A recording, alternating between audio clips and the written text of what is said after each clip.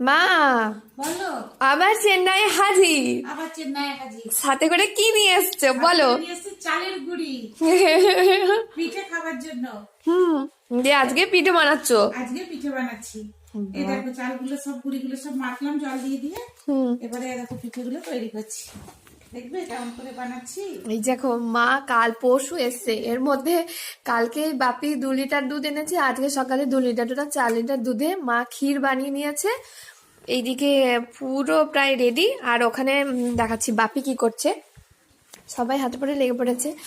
বাপি গরম জল করছে, আর এখানে দুধ হচ্ছে। এটা হচ্ছে দুধ পিঠা হবে। আর এটাতে এখানে দুধে প্রচুর ক্ষীর হয়, জানো তো। আমাদের ওখানে দুধগুলো একদম ক্ষীর হয় না, এখানে দুধটা খুব ভালো। এই জন্য বেশি করে করে একটু বেশ ক্ষীরের পুর দিয়ে করলে খেতে খুব ভালো লাগবে।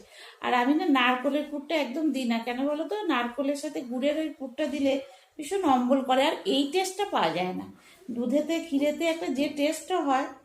দেখো কতটা ক্ষীর করেছি, দেখো এইটা সব দিয়ে পিঠে তৈরি করব। আর এই পিঠের ভেতরে অনেকটা করে দেবো, দেখো।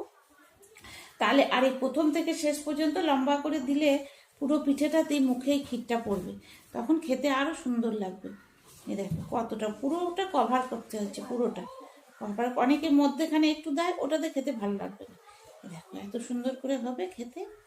দিয়ে তারপরে কিছু আবার দুধে পুলি করব। দুধে পুলিগুলো তো এইভাবেই তৈরি করে, দুধটাকে কিন্তু খুব ঘন করে নিয়েছি, দিয়ে ওতে খেজুর গুঁড়ো এনেছি সাথে করে, সব দিয়ে তৈরি হবে আজকে। কারণ কি বলতো, এখন এখানে একটু ঠান্ডা ঠান্ডা আছে, তাড়াতাড়ি করে পিঠেটা করে খেয়ে নি, নাহলে এরপরে প্রচুর গরম, তখন আর ভালো লাগে না। পিঠে পিঠে একটু ঠান্ডাতেই ভালো লাগে খেতে। তোমরা দেখতে থাকো, তারপরে আমি কেমন হলো, কতগুলো হলো সব দেখাচ্ছি।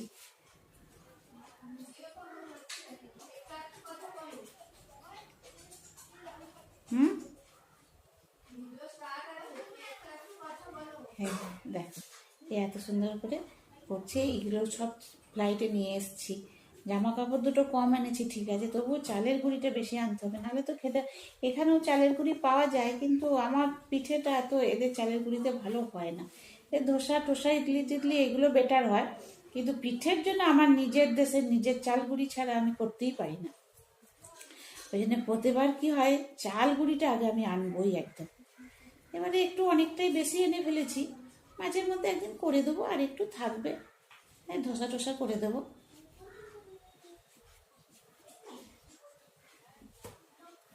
একটু ভাত টাত খেয়ে একটু শুয়েছিলাম, ওই জন্য দেরি হয়ে গেল বন্ধুরা।